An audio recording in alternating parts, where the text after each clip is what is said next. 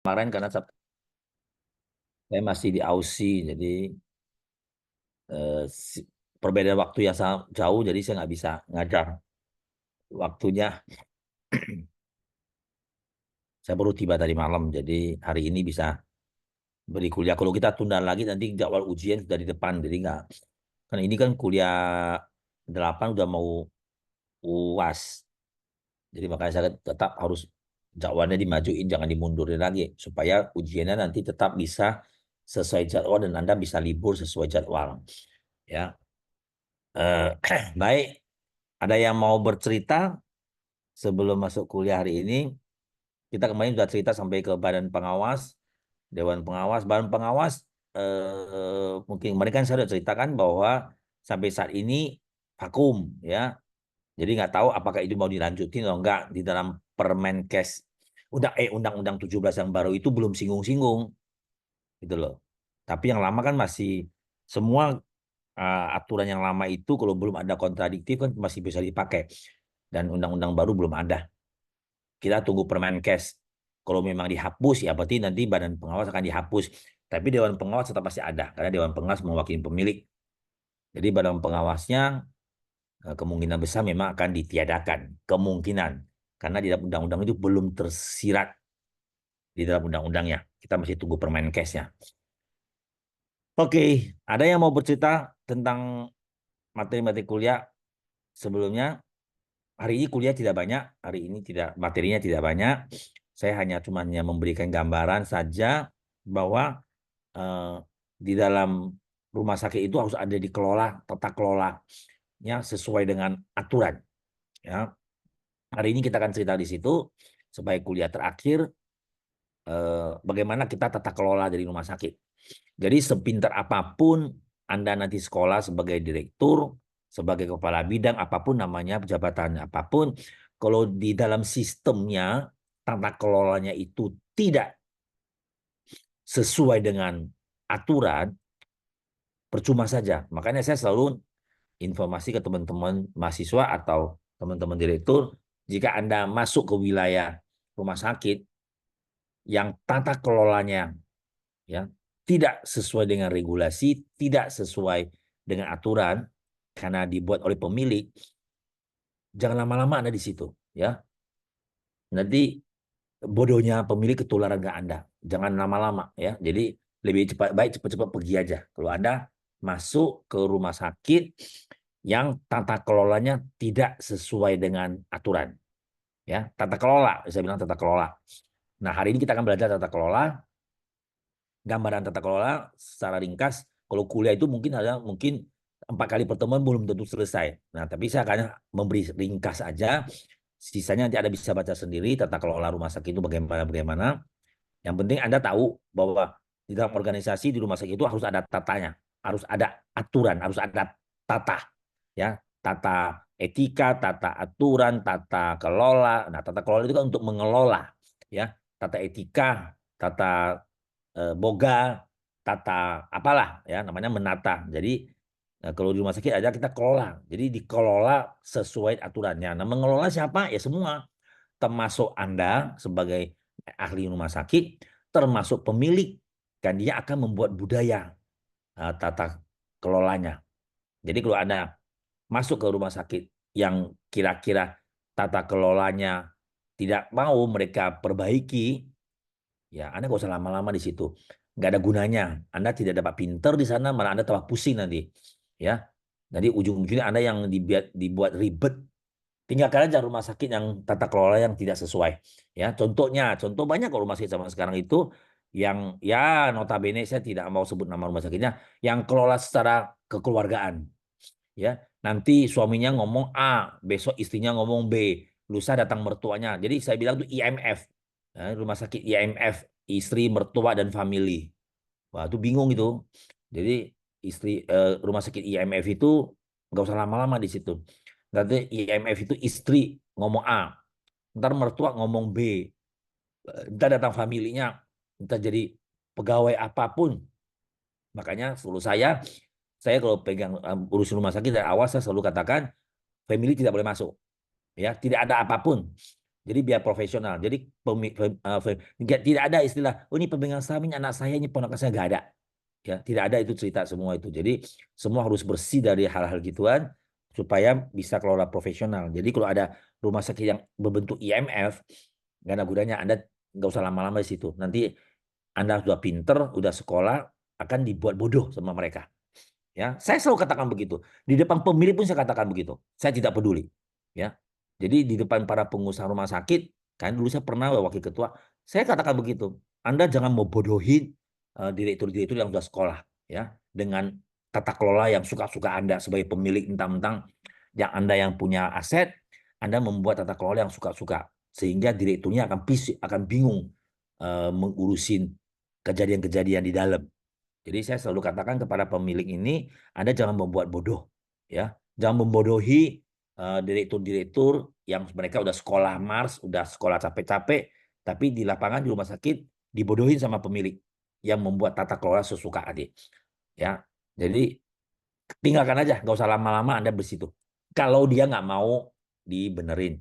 Tapi kalau banyak juga ya pemilik itu setelah kedatangan direktur, kedatangan lulusan Mars yang bisa membenahi, mereka juga ikutin dan senang gitu loh. Beberapa juga yang saya temuin akhirnya malah terima kasih, mereka senang setelah dimasukin oleh para Mars, akhirnya rumah sakit itu bisa dikelola oleh profesional. Banyak-banyak juga sih, tapi ada juga yang memang ngeyel tidak mau berubah karena IMF, ya udah Anda tinggalkan saja. Oke, hari ini kita akan belajar bagaimana kita melihat tata kelola rumah sakit. Ya, kalau saya nggak bisa cerita secara semua, tata kelola itu sangat banyak, tapi saya akan cerita secara prinsipnya saja. Minimal Anda tahu dasarnya. Nanti Anda akan masuk ke semester 2 dan semester 3. Itu semua adalah tata kelola. Manajemen keuangan itu tata kelola. Manajemen mutu layanan itu tata kelola. Manajemen SDM itu tata kelola. Ya, nanti akan masuk satu-satu di tata kelola. Tapi karena ini kuliah sudah di penghujung, saya cuma hanya memberikan gambaran biar Anda tahu ini loh, Anda yang harus ada berkecimpung nanti di semester 2 dan semester 3. Ya. Oke, kalau nggak ada, saya akan masuk ke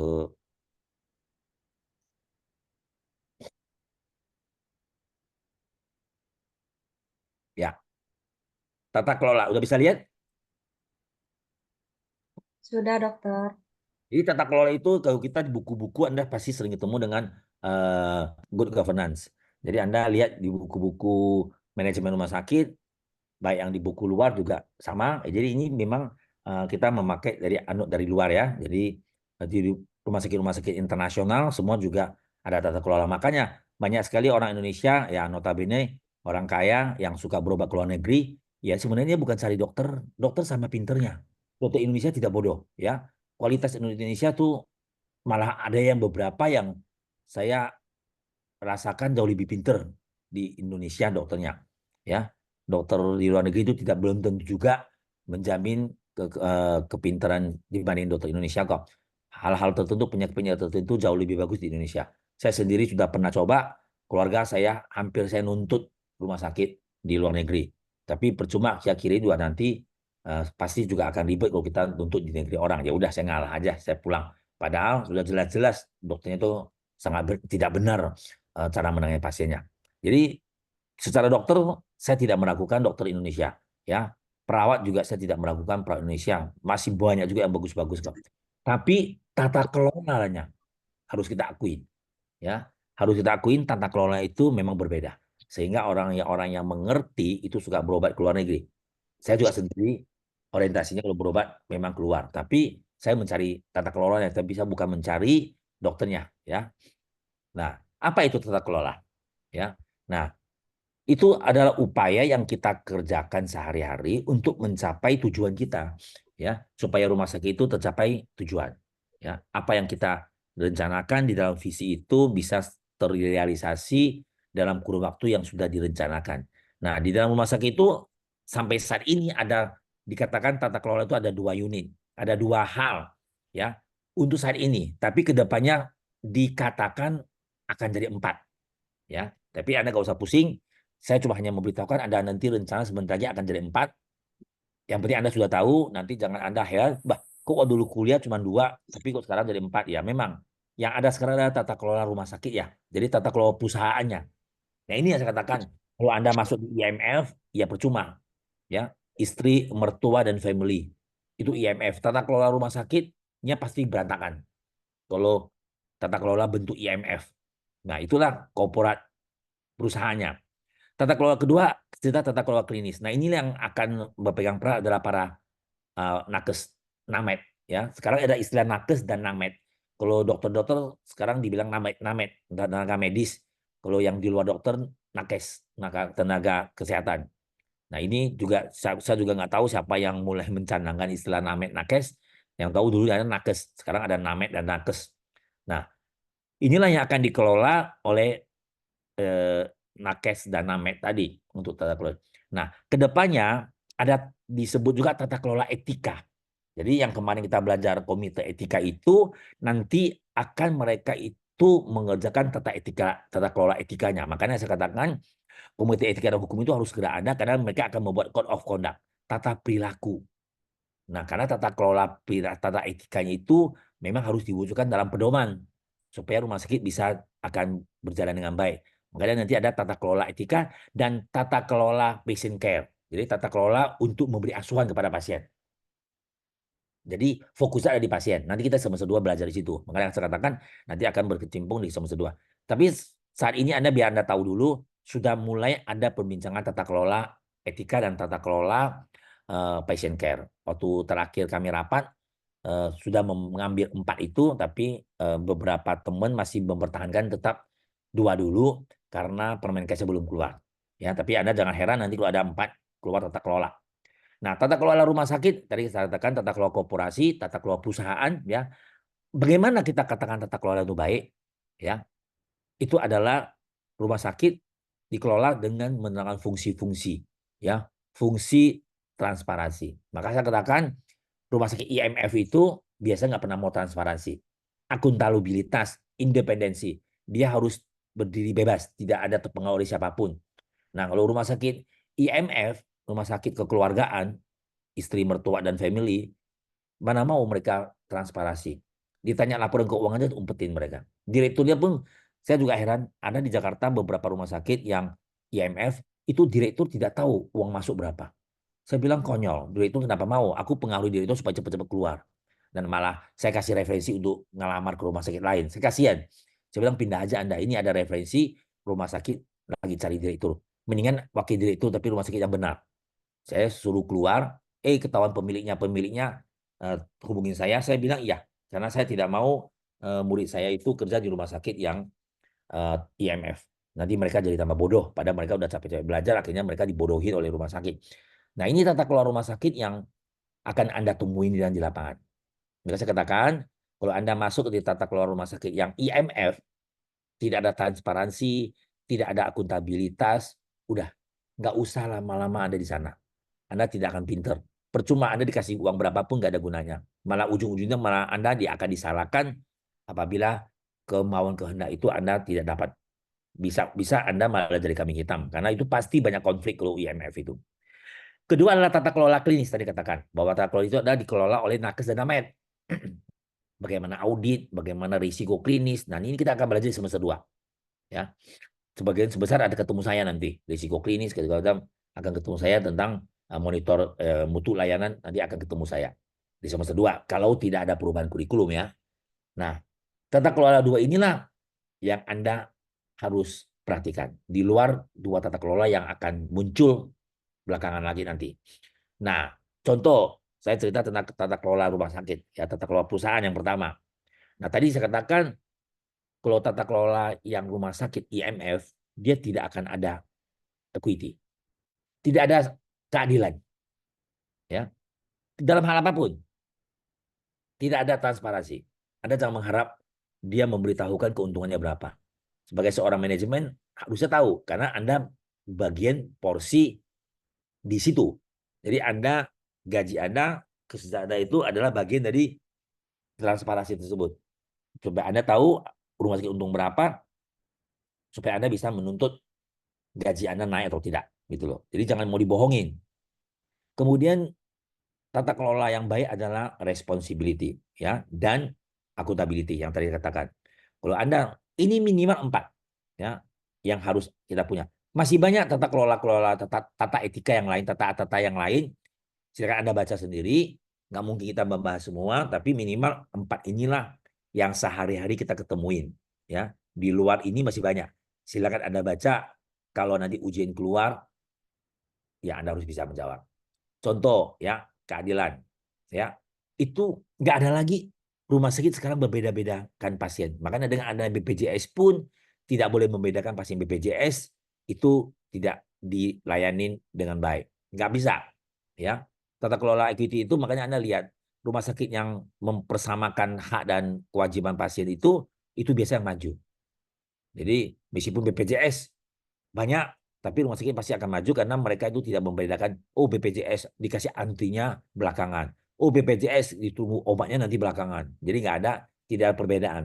Sama-sama semua diperiksa oleh dokter spesialis. Kalau zaman dulu ya, zaman dulu banyak sekali dokter umum yang merawat pasien. Sekarang nggak bisa. Semua pasien dirawat ada di BCP, artinya dokter spesialis. Kalau dulu ada, termasuk zaman dokter kandungan aja dulu ada kita sampai istilah ginekoid. Jadi bukan ginekolog tapi ginekoid, menyerupai ginekolog, tapi nanti kalau tidak bisa apa-apa lagi pasien mentok baru panggil-panggil dokter spesialisnya yang bantuin. Makanya saya bilang aneh kalau zaman dulu. Sekarang nggak ada lagi ya. Sekarang nggak ada lagi yang seperti ginekoid tersebut. Jadi harus adil. Semua pasien harus mendapatkan kualitas yang sama. Adil. Makanan juga harus sama. Dalam arti adalah gizinya, bukan menunya ya. Jadi kalau dia VIP dia dapat 5 menu ya monggo silakan. Dia kelas 3 dapat 2 menu ya monggo. Tapi gizinya tidak akan dibedakan. Kalau misalnya pasien VIP dia 2.000 kalori, kalau pasien kelas 3 kalau dokternya katakan harus 3.000 kalori, meskipun punya kelas 3 tetap harus dipenuhi. Jadi nggak bisa, oh mentang-mentang BPJS cukup 2.000 kalori aja, nggak boleh banyak-banyak, setengah piring nasi aja nggak bisa. Karena kita yang butuh adalah gizi. Tapi menunya silakan Anda berbeda. Boleh. Karena itu bukan keadilan. Karena itu memang fasilitas. Tapi menunya itu boleh Anda berbeda karena fasilitas. Tapi gizinya tidak boleh. Harus adil. Ya. Fasilitas penunjang. Saya dulu lucu. Ada rumah sakit yang MRI itu tidak boleh pakai obat pasien kelas 3. Oh kelas 3 nggak boleh, nanti dia nggak sanggup bayar. Jadi pakai pakai yang CT scan biasa aja. Coba. Gendeng nggak rumah sakit yang model begitu? Dia kan kelas 3 nanti nggak menjadi beban buat dia. Saya nggak tahu itu direkturnya lulusan dari mana ya, tapi jelas bukan dari Urindo. Dia tidak mau memperlakukan pemeriksaan penunjang yang mahal-mahal itu untuk pasien kelas 3. Dia bilang nanti memberatkan pasien. Padahal kasusnya perlu untuk pemeriksaan penunjang yang canggih. Nah, ini aneh gitu loh. Rumah sakitnya bukan mencari bantuan untuk supaya pasiennya bisa dapat keringanan biaya, tapi rumah sakit melarang memakai fasilitas penunjang. Aneh, ya. Saya pernah ketemu rumah sakit yang model begitu, dan saya semprot direkturnya. Terus terang saya semprot, padahal kalau memang nggak ada biaya kan, sebenarnya kan rumah sakit bisa mendapatkan bagian bantuan kasta tropik ya dari donatur segala macam. Sebenarnya bisa kan, padahal waktu itu saya udah kasih jalan, dan direkturnya nggak mau, akhirnya saya semprot. Nah itu tidak bisa. Jadi harus semua fasilitas penunjang itu kalau memang dia harus pakai, dia harus diperiksa dengan alat itu, ya harus. Jangan bilang, oh dia kan kelas 3, cukup EKG aja nggak boleh echo, nggak boleh treadmill, nggak bisa. Gitu. Jadi nggak ada beban. Pasien pun BPJS, oh nggak bisa, nggak ada. Ya, jadi pasien BPJS kalau memang harus CT scan kita nggak bisa kurangin pemeriksaan. Standar pelayanan minimal harus sama. Ya, farmasi kan pakai standar pelayanan minimal itu lebih banyak di farmasi istilahnya. Kalau itu yang lain kan tetap dibilang indikator mutu. Ya, kalau farmasi harus tunggu farmasi obat, tunggu obat 30 menit, ya harus 30 menit. Jangan obat biasa 30 menit, standarnya untuk pasien umum BPJS untuk 1 jam. Nggak bisa. Harus diperlakukan sama. Ya inilah tata kelola yang benar. Transparansi. Itu daftar harga. Nggak bisa tuh ganti-ganti harga setiap hari. Ada juga lucu rumah sakitnya. Dokternya bisa ganti tarif. Oh tadi dokternya tiba-tiba kasih tahu telepon ke kasir. Tadi ini pasien ini tarif konsulnya bukan 300.000 ya, naik jadi 500. Gara-gara dia banyak bertanya katanya. Itu kan gendeng. Gara-gara banyak bertanya, terus dibikin tarif. Singapura ada. Kenapa? Karena Singapura poliklinik itu bukan punya rumah sakit. Jadi rawat jalan itu adalah masing-masing punya dokter yang sewa ruangannya. Jadi seenaknya silakan. Karena dia tidak bergantung ke dalam manajemen rumah sakit untuk rawat jalan. Mount Elizabeth Hospital di Singapura itu rawat jalan itu adalah milik dokter. Makanya mereka beli obat pun langsung di poli tersebut. Jadi mereka membuat poliklinik, klinik-klinik di dalam rumah sakit. Itulah di luar negeri. Tapi untuk Indonesia, poliklinik itu adalah bagian dari rumah sakit. Jadi nggak bisa kita merubah tarif. Merubah tarif itu ada sesuatu hal yang harus terjadwalkan. Ya, semua ada di dalam SIM rumah sakit. Nggak bisa kita ubah-ubah gitu. Harga obat pagi 500, sore dari 1.000 nggak bisa. Ya, nggak ada kita seenaknya untuk kecuali dari pabrik yang menaikkan harga. Responsibility tadi, bagaimana kita memberi respon. Ya, ingat kita punya komite yang mengawasi, kita punya protap SOP yang mengawasi, kita ada standar akreditasi yang mengawasi bagaimana kita memberikan respon yang baik kepada rumah sakit, kepada pasien. Nah, inilah pengawasan kita. Akuntabilitas juga begitu. Semua kita kerja ada pakai sistem. Ya, indikator kinerjanya ada, jelas akuntansinya. Masalah tadi keuangan, semua diawasin. Nah, inilah baru tata kelola korporasi. Ini minimal yang Anda harus tahu. Ya, di luar itu masih banyak. Silakan Anda baca sendiri. Masih banyak buku-buku yang bercerita tentang di luar itu. Kemudian tata kelola yang kedua adalah tata kelola klinis. Makanya saya katakan tata kelola klinis itu adalah yang dikerjakan oleh nakes dan named, ya, bukan oleh Anda. Ya, dari awal kuliah kan saya sudah bilang kan ada dua kelompok manusia di rumah sakit, satu yang kelompok manajemen, satu kelompok fungsional. Ya, manajemen tidak boleh campur ikut profesional, fungsional tidak boleh ikut campur manajemen. Tetapi dengan adanya Permenkes 755, komite medik itu berada di bawah direktur. Jadi direktur itu yang ambil keputusan akhir. Tapi tetap juga dalam operasional itu tetap harus diserahkan pada komite.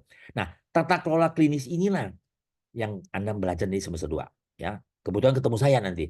Ya, sebagian besar ada ketemu adik saya karena kita cerita mutu layanan. Bagaimana kita improving continuous quality? Kita meningkatkan mutu sesuai standar, ya. Standar tinggi bila perlu. Nah, nanti kita akan cerita masa 2, kita ada cerita indikator mutu karena dalam topik kuliah manajemen mutu layanan dan biasanya ketemu saya di semester 2. Ya, pasti pusing. Terus terang nanti semester 2 teorinya jauh lebih pusing dari semester 1.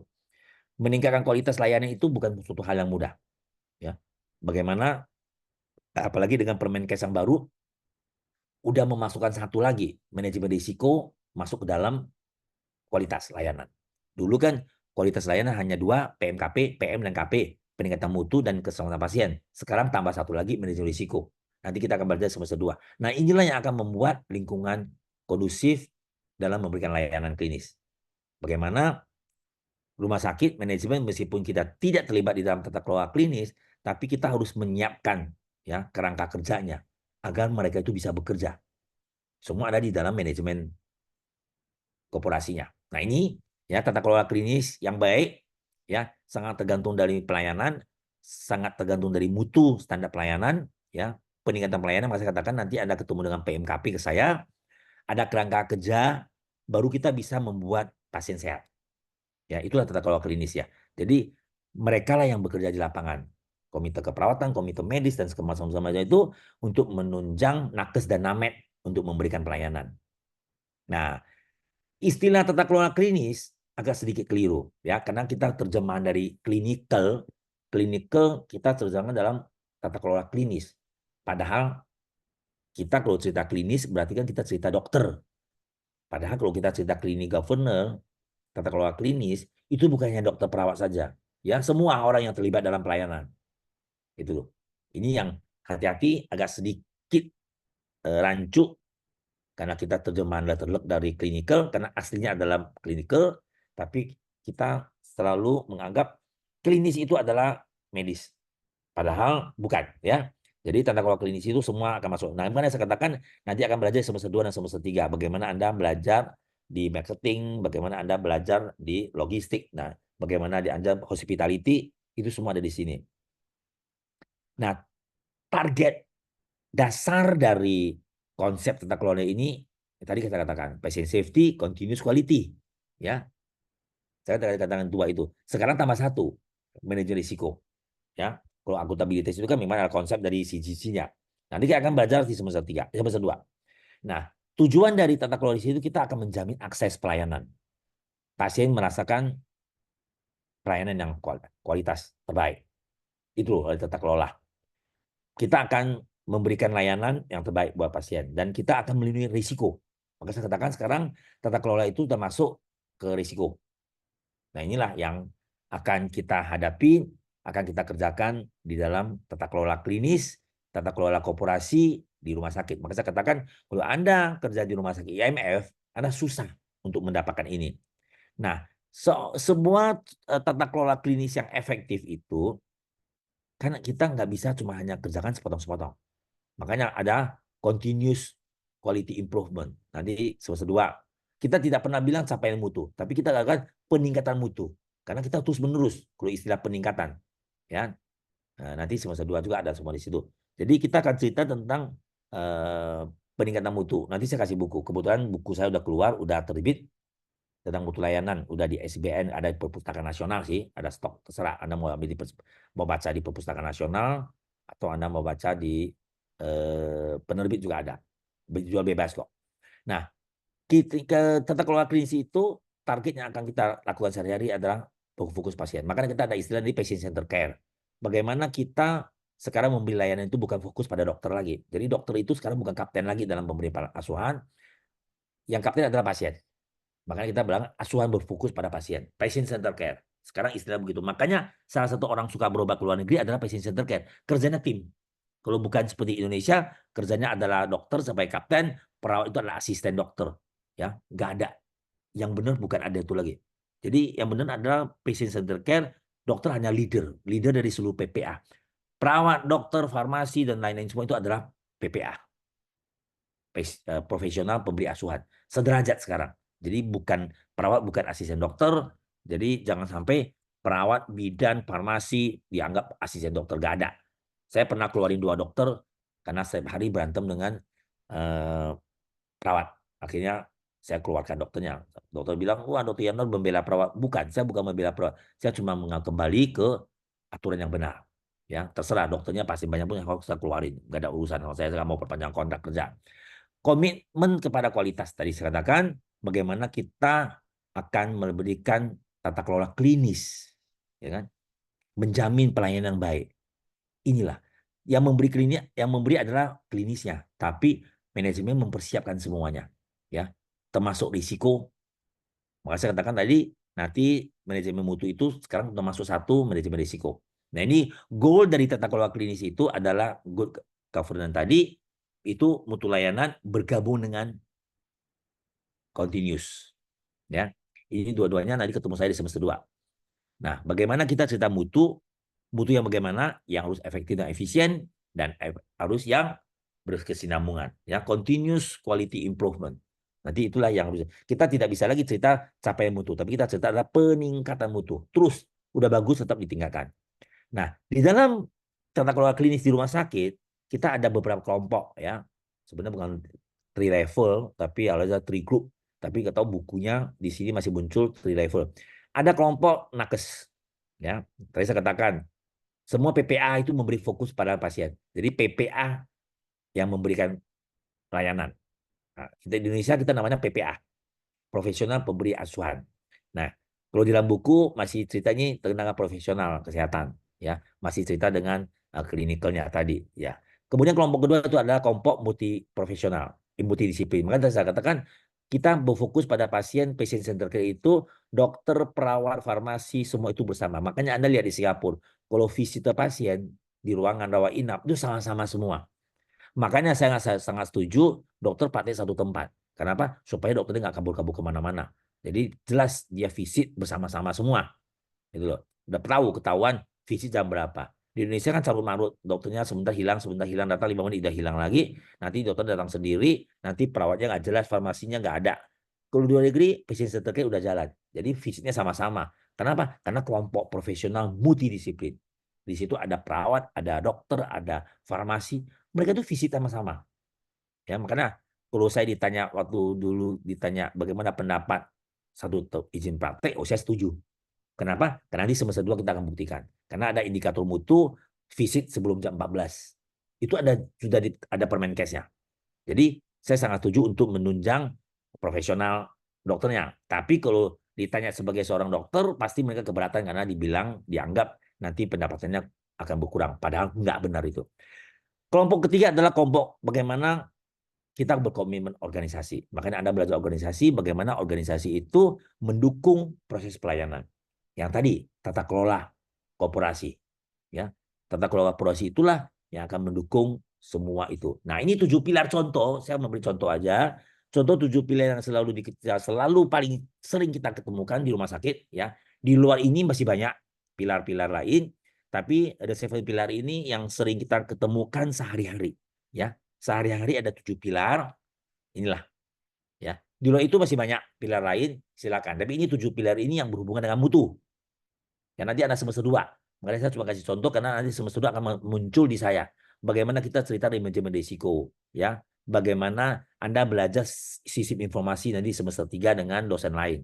Bagaimana Anda involvement, bagaimana klinik audit, ya, bagaimana Anda penelitian. Silakan ini nanti research dan itu Anda belajar di manajemen SDM. Bagaimana staf medik, bagaimana edukasional itu ada di SDM, ya. Nah, inilah yang Anda akan ketemu nanti di semester 2 dan semester 3 untuk menjadi seorang ahli rumah sakit. Nah, ini contoh ya research itu bagaimana kita membuat tindakan atau mengambil keputusan itu berdasarkan evidence based. Meskipun di hati kecil saya juga bingung apakah mungkin kita akan bertahan di evidence based selamanya, ya. Awal evidence based muncul sekitar 15 tahun lalu aku juga ragu. Saya bilang sepertinya agak sulit kalau manusia dengan manusia kita pakai evidence based, dan terbukti saat COVID. Tidak ada evidence based. Obat cacing aja dijadikan obat COVID kok. Orang ngomong langsung itu muncul. Ya, obat cacing dijadikan obat COVID. Di mana evidence base-nya? Memang saya katakan dari dulu bahkan evidence base itu sepertinya agak rumit kalau kita mau bertahan untuk kedepannya. Tapi saya nggak tahu nanti berapa puluh tahun lagi mungkin baru bisa dibuktikan. Sekarang Anda buktikan aja dengan obat cacing aja bisa dijadikan. Jadi banyak dokter-dokter sekarang terapi bukan pakai evidence base tapi mereka pakai personal base. Dia lihat di jurnal ini ada, padahal jurnal itu masih sebatas penelitian. Tapi dia udah berani melakukan penanganan. Ya contoh, yang jadi heboh beberapa kasus di rumah sakit yang lain, ya kan? Kita kalau bilang evidence base, mana bukti evidennya? Ya, dia udah pernah melakukan terapi berapa ribu kasus. Nah, tapi kok udah dilakukan saat ini? Ya ini yang saya katakan. Dan memang hasilnya bagus sebenarnya, kayak ERAX kan bagus itu. Tapi sudah berapa banyak yang dilakukan evidennya. Tapi memang hasilnya jadi bagus itu loh. Nah itu kadang-kadang apakah itu mulai dari personal base atau gimana? Saya juga nggak ngerti. Tapi itulah penelitian yang harus Anda nanti belajar di semester 2 dan 3. Klinik audit juga sama ya. Anda udah belajar tim komite medik, komite keperawatan masing-masing punya audit. Satu audit medis, satu audit keperawatan, silakan. Itu adalah klinik audit bagaimana nanti profesional bekerja. Ya, educational training itu bagaimana nanti Anda belajar di semester 2 manajemen SDM, ya. Anda silakan minta dosennya jangan hanya belajar manajemen yang secara umum. Saya manajemen umum, manajemen mutu, tapi saya ubah manajemen mutu rumah sakit. Kalau kita cerita manajemen mutu rumah sakit aja nggak habis-habis, bagaimana kita cerita manajemen mutu, ya kan? Jadi kita berubah semua ke rumah sakit. Itulah yang trademarknya Urindo. Silakan nanti Anda berdiskusi dengan masing-masing dosen. SDM ya SDM yang SDM rumah sakit. Jangan cerita SDM yang luar-luar. Karena SDM rumah sakit aja banyak sekali. Nah, termasuk education training. Itu beda ya. Education training itu untuk rumah sakit berbeda dengan pabrik, berbeda dengan hotel ya. Nah, ini Anda harus pahami supaya nanti Anda jadi manajemen, bisa aja Anda nanti jadi kepala HRD atau kepala diklat. Itu prosesnya akan sangat berbeda antara rumah sakit dengan yang luar. Makanya silakan nanti Anda diskusi dengan masing-masing. Termasuk manajemen lain, manajemen keuangan, manajemen yang lain, manajemen logistik, manajemen keperawatan. Ya, jelas itu kalau keperawatan masing-masing ini karena udah ada istilah perawat ya. Tapi manajemen-manajemen lain, sistem informasi juga berbeda. Ya. Silakan Anda nanti belajar, minta materi kuliahnya itu sesuai dengan kebutuhan di rumah sakit. Jangan mau kalau secara umum Anda akan rugi. Anda tidak bisa siap pakai nanti karena kita selalu mencanangkan Urindo adalah lulusan siap pakai. Tapi kalau Anda tidak masuk ke manajemen yang sesuai dengan itu, ya percuma aja. Makanya saya selalu katakan dari awal kan, Anda kalau tidak kerja di rumah sakit, sayang sekali Anda sekolah waktunya sia-sia saja. Nah, ini tata kelola yang minimal Anda harus tahu. Minimal. Ya. Masih banyak tata kelola lain, termasuk tata kelola yang lain, etika dan tata kelola patient care. Itu yang akan segera muncul. Saya udah sempat dengar dan sempat diskusi bahwa itu tata kelola etika dan tata kelola patient care itu akan akan diberlakukan. Jadi rumah sakit nanti ada 4 tata kelola yang ada minimal tahu. Tapi saat ini Anda paham 2 saja dulu. Namanya good governance itu terdiri dari 2. Meskipun nanti akan sebentar akan cerita tentang 4. Tapi nggak apa-apa. Anda masih sempat untuk belajar minimal 2 ini. Dan tadi tata kelola korporasi itu masih banyak, ya, minimal 4 poin prinsip yang Anda harus tahu. Di luar itu masih banyak, ya, masih ada belasan prinsip yang harus Anda pahami. Tapi minimal 4 ini sebagai syarat dasar dulu Anda harus tahu. Saya memberikan gambaran yang minimal nanti Anda sudah tamat, Anda sudah tidak malu-maluin. Dikatakan seorang Mars itu sudah tahu ini, tahu ini, tahu ini. Di luar itu terserah. Anda baca hanya untuk wawasan, tapi minimal Anda tahu ini dulu. Masih banyak juga yang direktur tidak tahu tata kelola perusahaan. Buktinya nggak pernah transparansi. Ada rumah sakit yang direktur tidak tahu uang pemasukan sebulan berapa miliar juga dia nggak tahu. Saya tanya nggak tahu, dia bilang nggak tahu. Orang pemiliknya nggak kasih tahu. Dari kasir langsung store ke pemilik tiap pagi. Jadi direktur nggak tahu pendapatan berapa. Kan silakan Anda mau kerja di rumah sakit yang tidak tahu pendapatan. Sebentar Anda disuruh mencari duit untuk mendapat pendapatan. Karena aneh. Itu kan hal yang aneh gitu loh. Jadi kalau Anda ketemu rumah sakit begitu, udah silakan aja cepet-cepet lari dari rumah sakit yang model begitu. Anda tidak akan tambah pinter, yang ada malah Anda tambah pusing. Anda jaga kambing hitam nanti. Oke? Ya, inilah tata kelola yang akan Anda tahu organisasi yang akan menjalankan tata kelola tadi semua. Di universitas lain nggak ada belajar materi ini. Karena di kurikulumnya nggak ada. Karena dia bukan kurikulum organisasinya, bukan organisasi rumah sakit. Monggo, ada yang mau bercerita sebelum saya masuk ke topik kedua. Topik kedua agak sulit. Ada yang mau sharing tentang tata kelola? Pak, izin Atau sharing. ya monggo silakan, Ya, Vera. eh, tadi saya tertarik dengan CGC, Pak, Good Governance, Clinical Governance. Jadi, kira-kira sebulan yang lalu, ada insiden keselamatan pasien itu melibatkan suatu unit instalasi rehab medik, Pak. Nah, di sana kan mayoritas selain dokter, mayoritas tenaganya non-nakes, Pak. Jadi perawat hanya eh, jumlahnya kecil, Pak, di situ, Pak. Jadi setelah saya tanya, ternyata si nakes lainnya itu yang menjadi PJ pelayanannya itu nggak merasa kalau perawat itu adalah merupakan anggota anggota yang sama-sama memberikan pelayanan di instalasi mereka, Pak. Jadi kayak kayak terpisah gitu, Pak. Jadi maksud saya ketika kita kembali ke good clinical governance, apa yang salah di situ, Pak? Mohon arahan, Pak. Terima kasih. Nah, itu berarti enggak jelas berarti mereka tidak tahu apa bagaimana tata kelola yang benar. Kan tadi bilang kita sekarang teamwork, multidisiplin. Enggak ada lagi kita berjalan sendiri-sendiri. Nah, cumanya kita harus akuin perbedaan level terlalu jauh di Indonesia. Mohon maaf. Saya selalu berteriak, ya. Peraturan, sini ada perawat nggak di sini? Peraturan mengatakan perawat D3 itu adalah perawat vokasi, bukan perawat profesi. Karena di Indonesia masih kesulitan untuk nurse. Sehingga profesi vokasi itu masih dipakai untuk mengisi CPPT. Harusnya nggak boleh. Karena yang boleh mengisi CPPT itu adalah PPA. Kan tadi saya bilang kan PPA kan. PPA itu multidisiplin itu adalah PPA itu tadi saya bilang kan di Indonesia namanya PPA. Di buku-buku tenaga kesehatan profesional. Nah, PPA itu namanya profesional pemberi asuhan. Yang katakan profesional itu adalah profesi. Perawat D3 profesi nggak? Bukan. Bidan D3 profesi bukan? Bukan. Ya, itu adalah vokasi. Tapi karena kita masih kesulitan profesi, D3 itu masih diberi kesempatan memberi asuhan. Yang sebentar lagi tidak boleh lagi. Awalnya katakan 2026, tapi saya nggak yakin itu bisa terwujud 2026. Kenapa?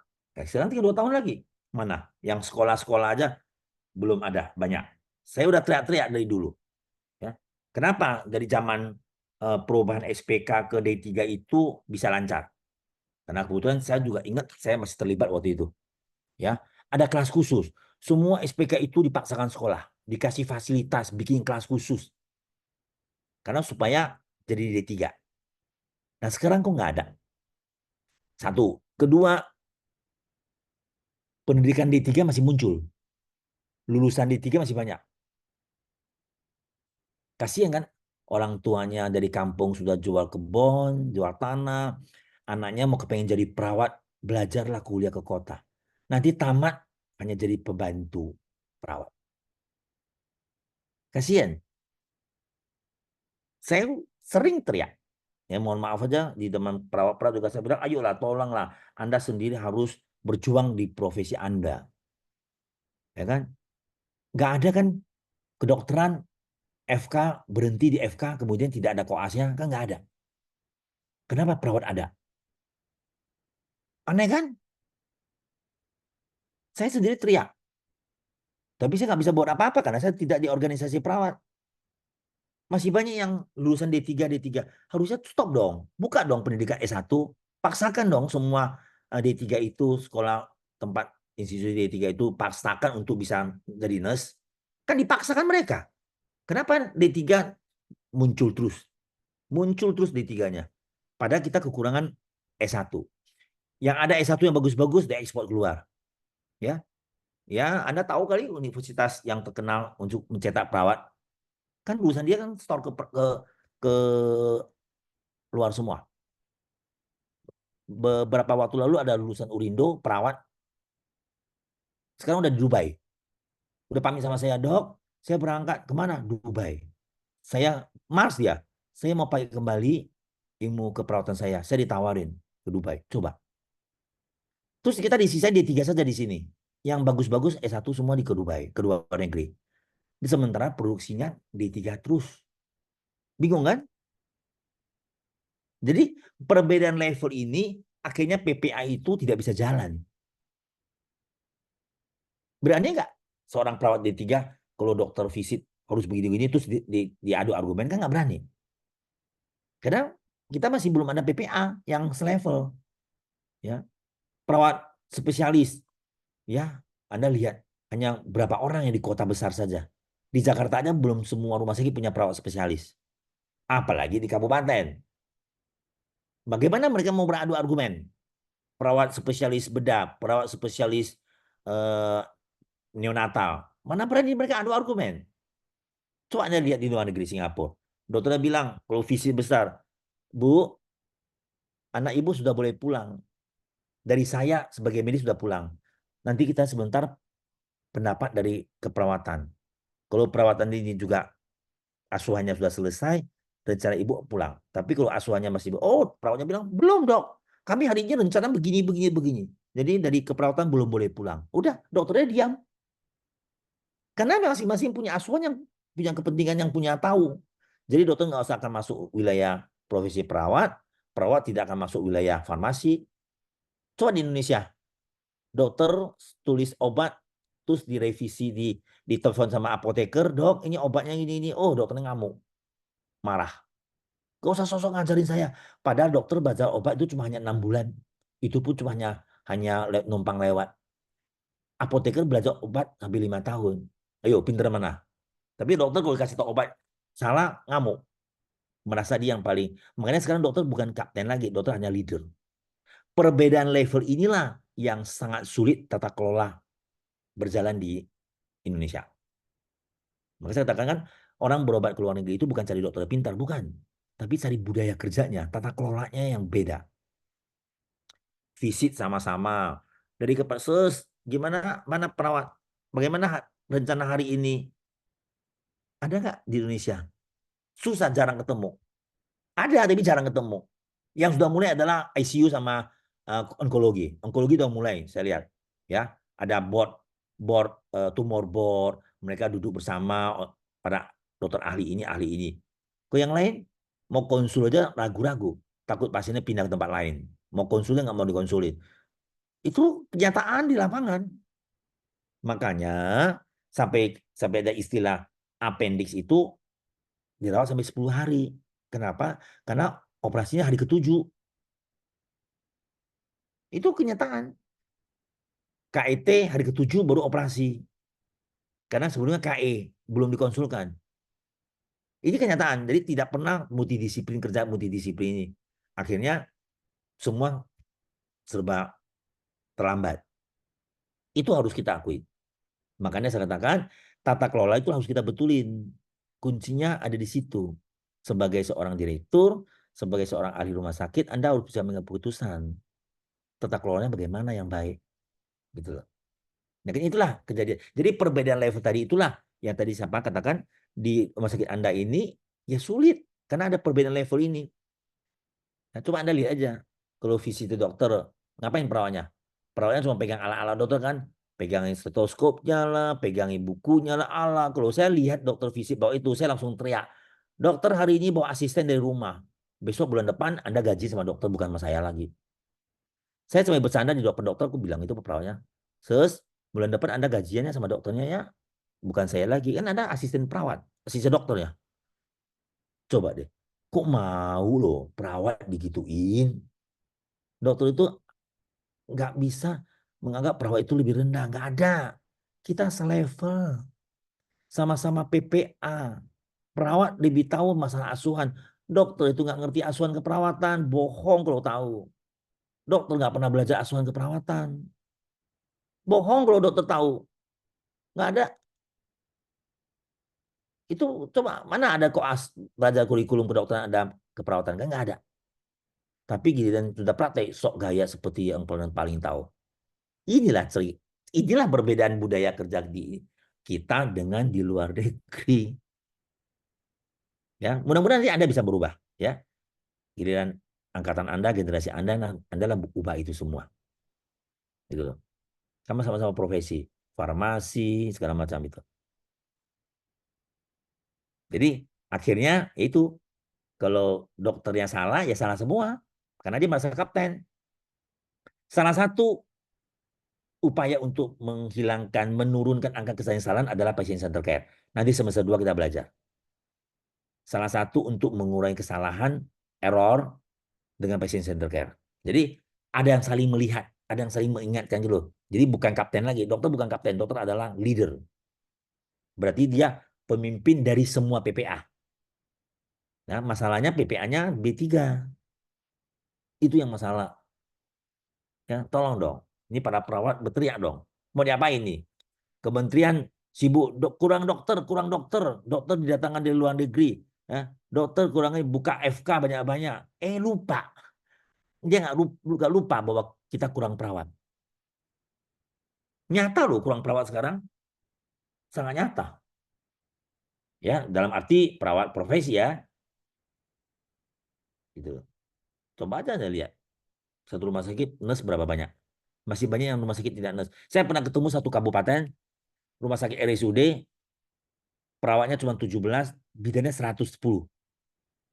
Jadi ruangan itu semua dirawat oleh bidan. Saya teriak.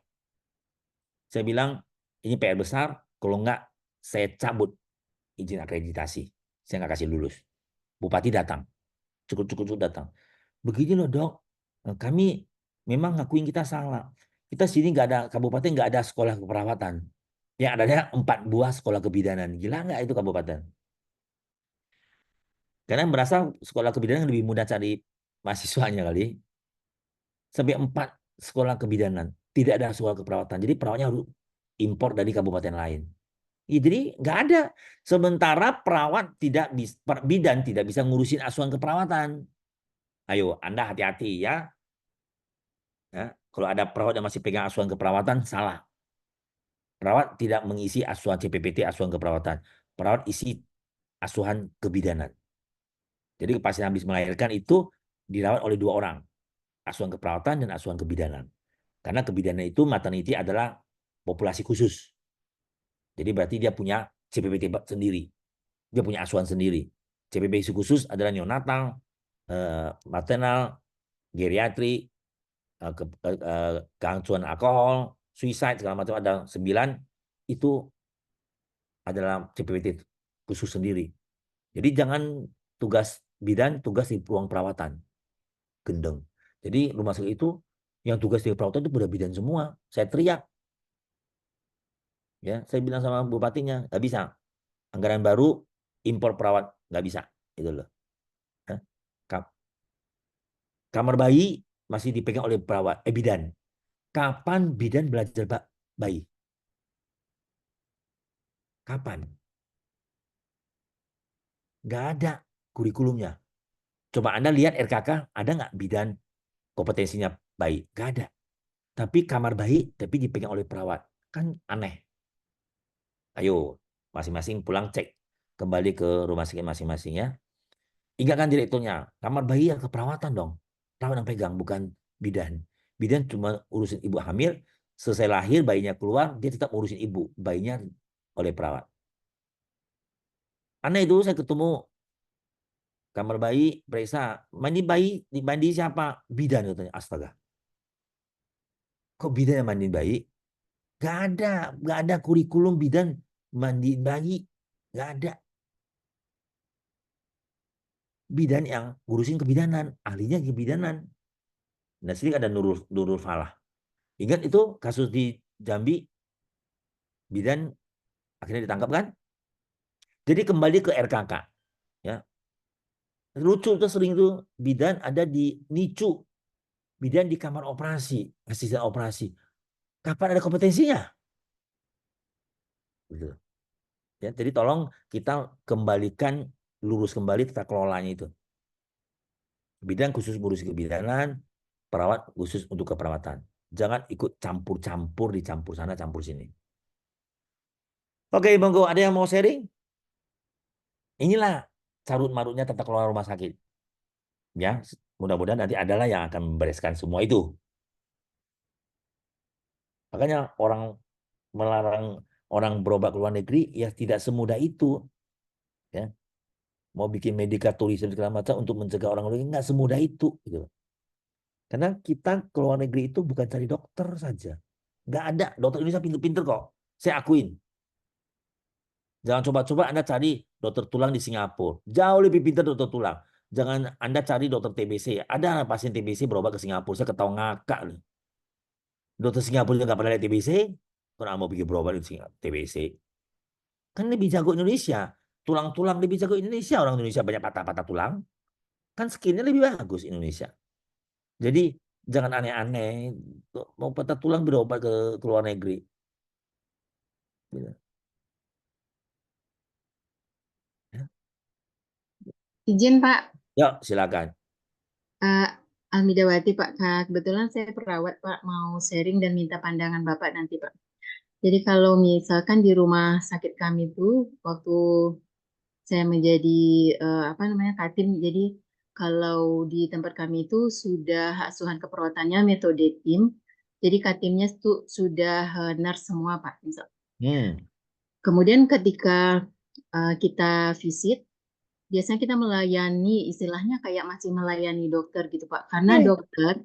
dokter itu kalau datang, dia tuh kayak seperti kami, kalau perawat kami kan ngasuh beberapa pasien. Jadi kami tahu tuh apa keluhan pasien, nanti diagnosanya apa, asuhan keperawatannya apa yang kami mau rencanakan dan sudah kami lakukan itu apa. Jadi kami kan nanti tahu monefnya berikutnya apa. Tetapi dokter Pak, kadang tidak tahu dengan si pasiennya. Buktinya kalau kita tidak ikuti dokter visite, tidak kita laporkan misal seperti oh HB-nya segini, dok sekarang apa instruksinya gitu. Kalau kita tidak bilangin begitu ke dokternya, dokternya juga suka lupa. Pernah kejadian Pak itu saya itu sebagai Katim, tetapi karena dengan pasien yang lainnya dokternya datang lalu ditemani sama teman gitu kan dok, jadi lupa dokternya menuliskan bahwasanya pasiennya rencana transfusi karena HB-nya rendah. Terus saya telepon lagi dokternya, karena saat itu Katimnya gitu kan Dok. Terus dibilang marah-marah dokter tuh, loh tadi kenapa tidak ingatkan saya gitu kan. Ih, Jadi ya, seolah-olah kerjaan kami tuh kadang cuma ngingetin dokter aja terus. Kalau nggak visible, memang telepon, ingatin kayak gitu.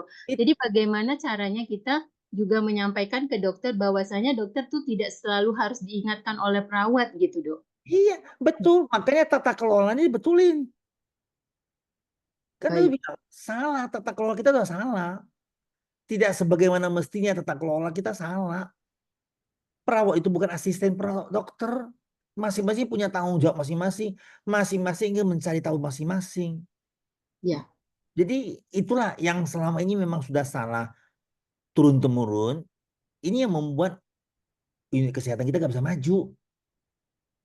Perawat punya tugas masing-masing. Dokter punya tugas masing-masing. Saya pernah, ya, lucu. Eh, Dokternya itu pulangin pasien bayi habis lahir.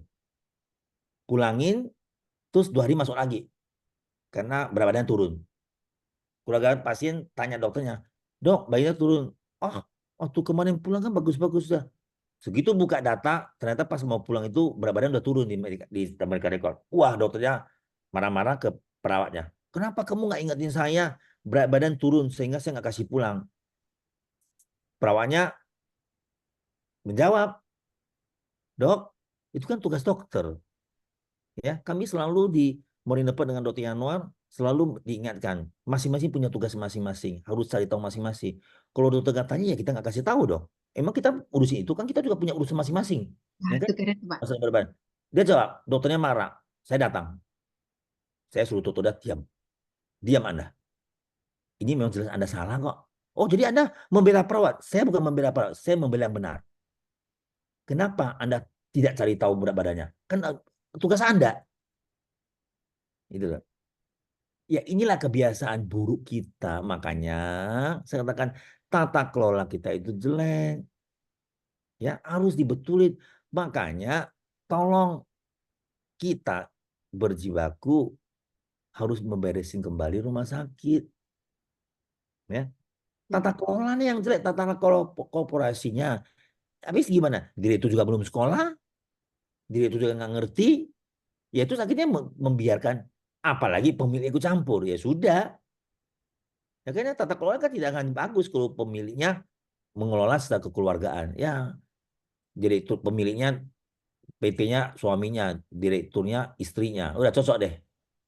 Ntar anaknya jadi kepala HRD. Nah, cocok deh semua deh, lengkap deh itu semua. Ya. Ada itu loh. Anaknya apoteker jadi kepala instalasi farmasi. Yang keuangan pegang keuangan, yang sarjana ekonomi, yang HRD pegang HR, yang SH pegang HRD. Klop itu rumah sakit. Lengkap ya. Keluar jangan lama-lama di situ. Anda jangan lama-lama di situ kalau ketemu rumah sakit begitu. Nggak akan maju. Anda yang akan bikin pusing dengan hal gitu. Bukannya Anda tambah pinter, tapi Anda jadi ikut bodoh dengan kelakuan tata kelolanya gitu. Kan kita harus kerja memberesin tata kelolanya ya. Mana yang nggak benar kita benarkan kembali. Harus bisa gitu loh. Gitu loh. Ya inilah suka duka sekelimut ini. Nah, nanti kuliah ini sesi kedua akan melanjut. Tantangan organisasi di masa depan. Apa yang harus kita lakukan? Inilah termasuk tata kelola tadi. Bagaimana Anda membuat tata kelola supaya bagus? Ya, nanti ujian pasti keluar soal itu. Ya, tata kelolanya gimana? Anda diatur sama pemilik kok. Anda memang bisa ngatur pemilik. Kalau pemiliknya mau begini mau apain? Nah, kita akan cerita tata kelola. Tadi nyambung dengan tantangan kita. Tantangan organisasi rumah sakit di masa depan. Oke? Ada mau bercerita sebelum saya pindah ke sesi kedua? Bisa, bisa, bisa, bisa ikutin nggak tata kelola? Bisa paham nggak tata kelola tadi? Bisa. Nanti saya lihat deh ujian loh. Ujian pasti banyak itu tata kelola.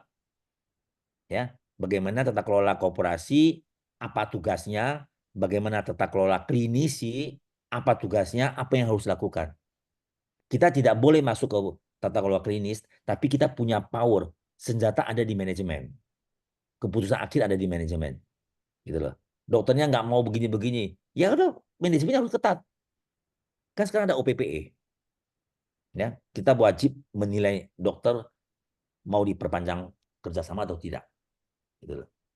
Ini kan sekarang manajemen punya kekuasaan sejak Permenkes 755 keluar. Dokter sudah tidak berada di bawah komite. Dokter langsung di bawah direktur. Jadi kekuasaan sudah ada. Tapi tetap kita nggak boleh masuk. Paham ya? Sudah paham ya? Bisa paham nggak? Kok diem? Maksudnya nggak bisa masuk Ya, ya, Pak. Ya kita tidak bisa masuk karena kita tidak boleh bilang kalau dokternya salah. Harus melalui komite. Jadi jangan dokter pasien komplain, salah obat. Terus datang-datang, saya pernah kejadian. Saya dokter kandungan waktu saya masih praktek. Saya lihat dokter penyakit dalam tuh dimarahin sama direktur. Pas saya lewat, lagi di kafe gitu. Kenapa dimarahin? Saya bingung kan. Saya langsung, ya memang dasar kepo ya, saya pasang kuping sekalian. Maksudnya apa nih? Ternyata maksud salah obat. Di masalah obat yang dimarahin. Menurut perawat, kepala perawatnya lapor ke direktur bahwa dokter ini memberi obatnya yang tidak sesuai. Bla bla bla begitulah. Ya kan? Oh, saya memang dasar kalau kayak gini-gini saya nggak bisa tinggal diam.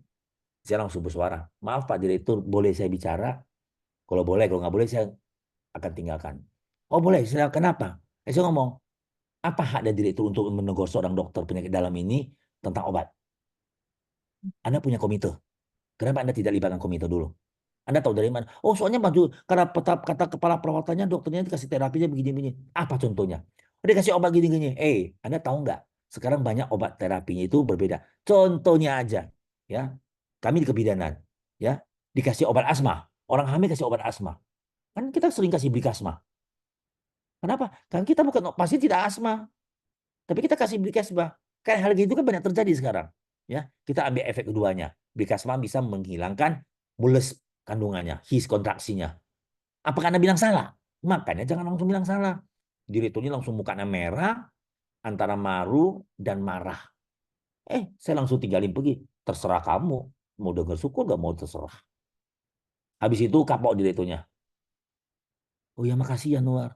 Kamu udah mengingat saya udah bergerak terlalu jauh. Ya syukur penyakit dalamnya mau Anda marahin. Coba kalau penyakit dalamnya tersinggung. Dia pergi.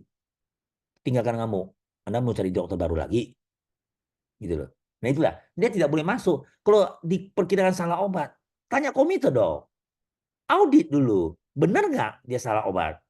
Benar nggak dia tidak pakai SPO? Benar nggak ilmunya salah? Buktikan komite. Nanti komite yang memberi rekomendasi, baru direktur boleh panggil. Gitu loh. Jadi jangan ikut campur sebelum keputusan dari komite. Nah, itu maksud saya itu, jangan ikut campur gitu loh. Tidak boleh masuk itu. Tapi setelah ada komite memberi keputusan, ya senjatanya ada di kita. Kita mengambil keputusan mau diapain. Setelah dapat rekomendasi dari komite. Komite mengatakan bahwa ini benar, salah. Gitu loh. Kalau belum ada komite, Anda jangan coba-coba bilang salah. Gitu loh. Karena memang nggak punya hak. Saya direktur kandungan. Ada kasus objin juga saya nggak berani ngomong bahwa ada salah. Meskipun di hati kecil saya tahu tadi salah. Saya panggil dulu kepala bagian. Tolong Anda siapkan audit klinis. Saya panggil komite. Hasil mereka keluar, baru saya panggil dokternya. Nggak bisa kita langsung bawanya Anda salah. Kurang lebih begitu ya. Bisa ikuti kan, bisa paham ya tata kelola ya. Silakan Anda baca lagi tata kelola contoh-contohnya, tata kelola korporasi di luar 4 prinsip itu apa-apa lagi, silakan Anda baca. Banyak buku-buku lain, banyak di jurnal juga, di Google juga banyak kok. Tinggal Anda sekedar baca. Ya, tapi minimal 4 itu Anda sudah harus tahu. Oke, sekarang saya mau lanjutin kuliah yang kedua. Apa yang harus kita kerjakan? Kita sudah tahu tata kelola. Kita sudah belajar tata kelola. Kita sudah tahu punya komite. Ya, tapi jangan lupa rumah sakit itu posisi lagi turbulensi di tengah gelombang ombak yang nggak karuan-karuan, ya. Jadi bukan dari dalam lagi, dari luar juga hantaman besar. Jadi rumah sakit itu mendapat hantaman dari luar dan dalam. Jadi bukan hanya luar, ya, tapi luar dan dalam. Inilah kondisi rumah sakit saat ini. Ya, kita akan cerita tata kelola tantangan rumah sakit di masa depan. Nah, ya. Jadi kondisi rumah sakit ini sekarang tidak baik-baik saja. Ya, bagaimana saya katakan, makanya saya katakan seorang direktur itu bukan hanya cukup pinter, tapi harus bisa beradaptasi, adaptif. Organisasi harus bisa beradaptasi terhadap apa yang ada. Adaptasi pada lingkungan, adaptasi pada regulasi, adaptasi pada kondisi, ya, semua harus bisa beradaptasi. Jadi ini adalah tantangan. Tantangan artinya itu adalah sesuatu hal yang menghambat kita. Tapi kalau kita bisa bisa menyelesaikan tantangan itu, kita akan jadi winner. Tapi kalau kita tidak bisa menghadapan dengan tantangan itu, ya kita tenggelam. Itu loh. Nah, Anda lihat Indonesia saat ini.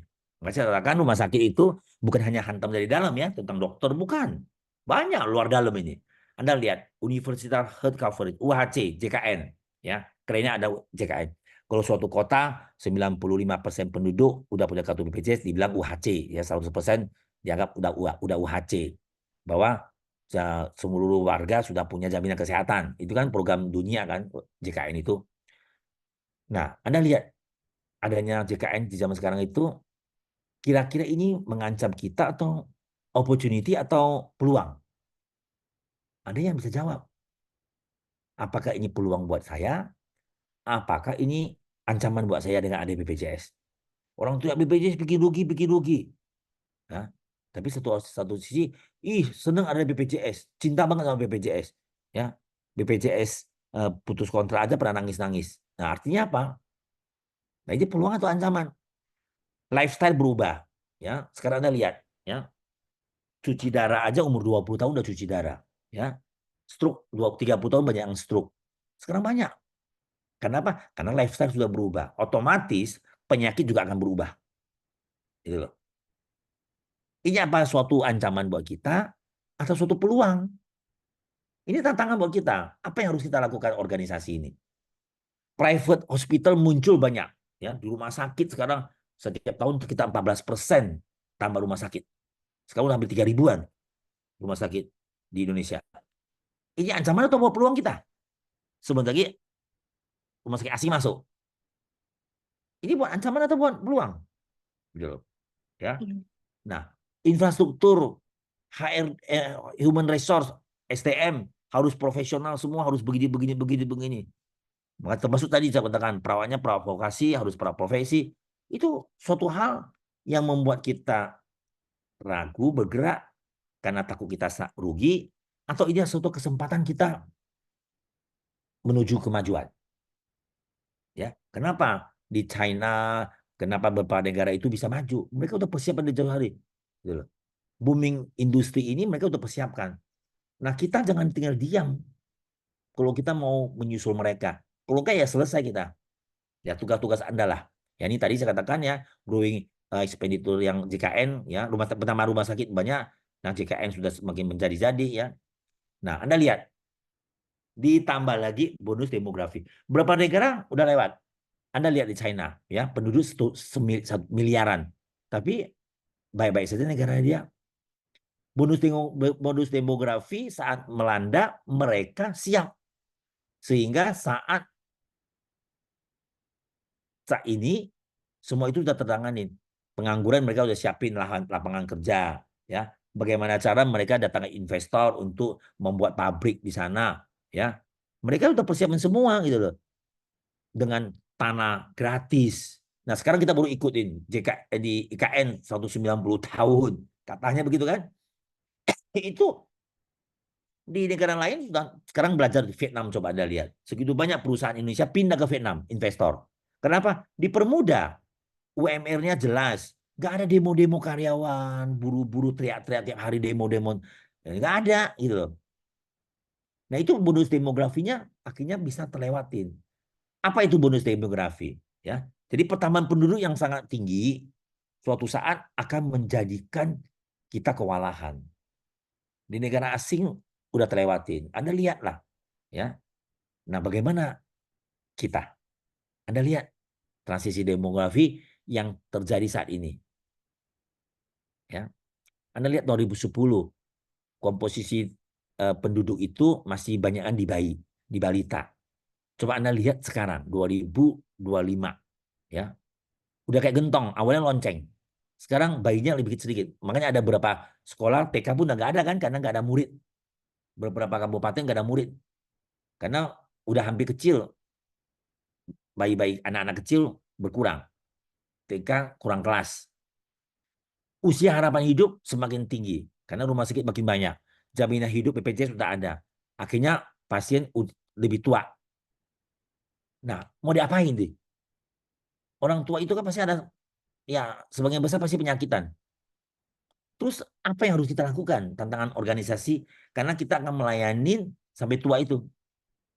Anda lihat usia kerja, ya produktif, remaja sampai 40-50 tahun itu, mereka masih produktif. Sekarang gembung. Anda lihat dari lonceng menjadi gentong. Terus Anda mau apa yang harus Anda lakukan dari sisi kesehatan rumah sakit? Pasti ada bonusnya, peluangnya itu. Jendela peluangnya itu kapan kita mau ambil? Ini loh. Kita mau tunggu diam. Silakan. Kesempatan lewat. Kita diamkan. Habis kita negara kita. Dikejar oleh rakyat sendiri nanti. Inilah yang akan terjadi. Saya nggak tahu program pemerintah sekarang sampai ke mana, saya juga bingung. Ya, lapangan pekerjaan ada semakin banyak nganggur, harusnya semakin banyak pekerjaan. Nah, kenapa orang Indonesia banyak bekerja di luar negeri? Karena kesempatan bekerjanya besar. Nah, kita nggak ada kesempatan bekerjanya. Sementara jumlah usia produktif itu semakin banyak. Ini yang saya takutkan. Saya tidak melihat sisi jelek dari suatu negara, tapi saya lihat apa yang sudah dikerjakan terhadap bonus demografi ini. Inilah kita lihat beberapa negara yang bisa lolos dari bonus demografi dan sekarang mereka berhasil. Nah, ini satu slide yang saya ambil dari kementerian. Ya, sedih saya lihatnya. Kita cerita RPMNJ 4 ya. Ini sekarang udah gak pakai, udah ketinggalan semua. Tapi ini contoh yang awalnya. Awalnya tahun 2000-an itu masih pakai PRMNJ. Rencananya harusnya sekarang udah bagus. Tapi Anda lihat sekarang coba. Kita masih kembali ke RPJM 1. Masih ngurusin kuratif. Anda lihat puskesmas. Yang awalnya puskesmas hanya promotif dan preventif zaman kami puskesmas dulu jam 8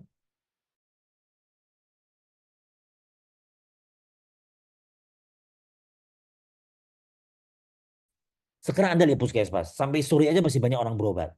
Sedih kan? Ya. Kuratifnya masih muncul lagi di FKTP.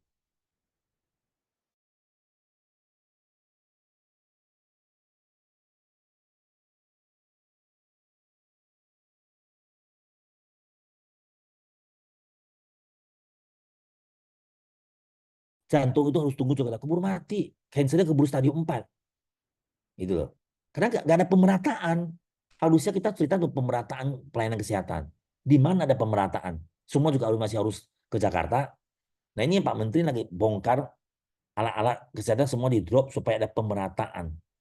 Ya, saya juga nggak ngerti kenapa yang kemarin-kemarin itu, ya saya bukannya mau pro soal politik, tapi inilah kondisi kita. Nah, kita di rumah sakit juga jangan tinggal diam.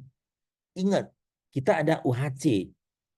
UHC ini sekarang jangkauannya semakin luas, pesertanya semakin banyak, tarif tidak naik, ya. Pasien COVID udah masuk ke BPJS. Apa yang harus kita lakukan? Dulu happy dengan tarif COVID, sekarang COVID masuk BPJS. Terus apa yang harus kita lakukan? Makanya sekarang BPJS sudah mengurangi biaya pengeluaran. Itu kan tantangan kita. Nah, inilah bagaimana organisasi bergerak. Sementara fungsinya itu diubah. Saya nggak mau bilang salah, tapi saya bilang ketidaknormalan saja. Jadi para pemilik rumah sakit, manajemen tata kelola korporasi tadi, mengubah fungsi organisasinya. Menurut mereka jauh lebih baik. Tapi itu sebagian besar akan jadi halangan di lapangan. Makanya jangan sebut tidak salah. Ya, saya cuma sebut tidak normal. Harusnya begini tapi diubah jadi begitu. Nah itu kan dua kacamata yang berbeda. Nah, kadang-kadang kita jadi bingung. Contoh, sentralisasi. Obat itu semua diorder oleh rumah sakit, oleh PT. Mau ini semua harus PT. Akhirnya kan lambat. Obat habis, minta obat itu lama. Karena semua sentralisasi. Apa yang harus bisa kita lakukan? Gitu loh. Kalau kita bilang salah, kata PT-nya enggak dong. Sedangkan ada sentralisasi malah bagus. Obat lebih terkontrol. Belinya lebih murah karena kita belinya rombongan. Kan kita punya 3 rumah sakit. Jadi sekaligus beli 3 rumah sakit. Jawabannya mereka begitu. Makanya saya katakan tidak normal fungsi. Bukan berarti salah. Tidak ada perencanaan jangka panjang. Coba Anda lihat rumah sakit punya jangka panjang. Boro-boro sekarang. Jangka pendek jangan selesai.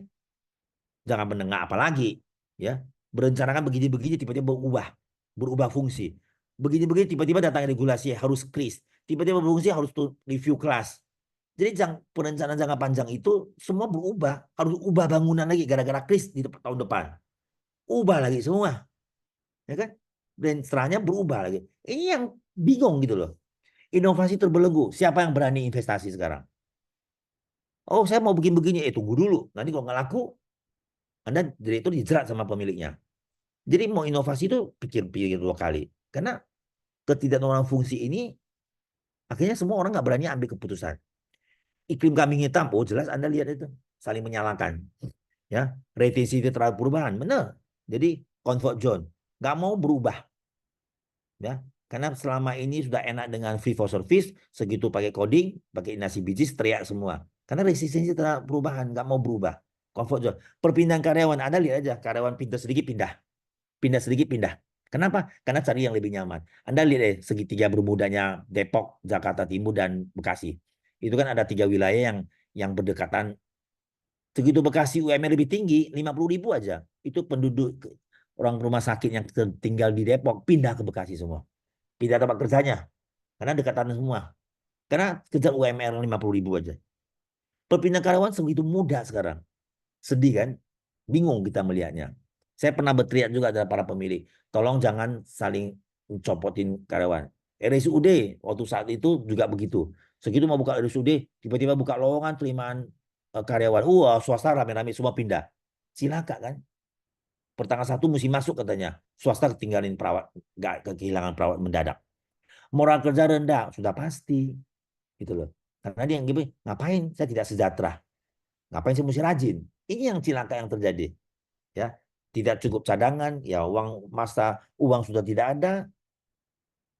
Pluralisme, fragmentisme seperti jelas. Anda lihat aja antar spesialis, antar dokter, ya. Fragmentisme itu masing-masing punya aturan masing-masing. Ini tumor di leher itu punya siapa? Punya bedah tumor atau punya THT? Bedah bibir sumbing itu punya bedah plastik atau punya bedah mulut? Bingung kan? Fragmentisme itulah semua masing-masing mementingkan diri sendiri sekarang. Kredibilitas hilang, pemimpin nggak pede. Jadi dia bingung, apalagi yang belum sekolah, belum Mars, udah semakin tambah bingung dia. Ya, makanya saya katakan Anda harus bisa beradu argumen karena Anda sudah tamat, Anda dianggap punya kompetensi, jadi harus bisa percaya diri. Makanya saya harus selalu marah kalau Anda tidak kuliah, tidak serius gitu. Jangan sampai nanti Anda jadi pemimpin, Anda tidak percaya diri. Percuma Anda capek-capek udah sekolah. Skala prioritas hilang, ya pasti dong. Bagaimana Anda mau prioritas ini, prioritas itu lagi? Rumah sakit direktur cari menyelamatkan masing-masing, menyelamatkan diri. Ya, konflik sepanjang tahun ada. Ya, konflik dokter dengan rumah sakit, dokter dengan pasien. Nah, bagaimana kita harus tahu trennya rumah sakit berbisnis? Ini kan tata kelola juga. Dia tantangan juga. Ya, sekarang dikuasai oleh JKN. Powerful. Dia membayarlah semuanya. Dia bilang begini, kita ikutin. Dia bilang begitu, kita ikutin. Kenapa? Karena dia powerful. Satu-satunya. Nah, sementara dia tahu pengeluaran uang itu 79% itu ada ke rumah sakit. Saya tidak cerita yang usaha klinik, yang 21%. Coba, direktur-direktur itu juga tinggal nggak peduli terhadap 79%. Saya berapa kali rapat dengan BPJS. Anda lihat deh, BPJS itu kan setiap 3 bulan, triwulan mereka harus selalu memaparkan proses pembayaran keuangan mereka. Kan biasanya kalau kumpulin para direktur rumah sakit, ya, termasuk Persi, kan saya selalu hadir. Saya selalu tanya kepada direkturnya, ke direktur itu yang saya kenal. Itu tadi BPJS sudah memaparin angka pembayarannya, Ya. Terus menurut Anda apa komentarnya? Diam saja direkturnya. Gila kan? Kacau kan? Kualitas direktur sama sekarang.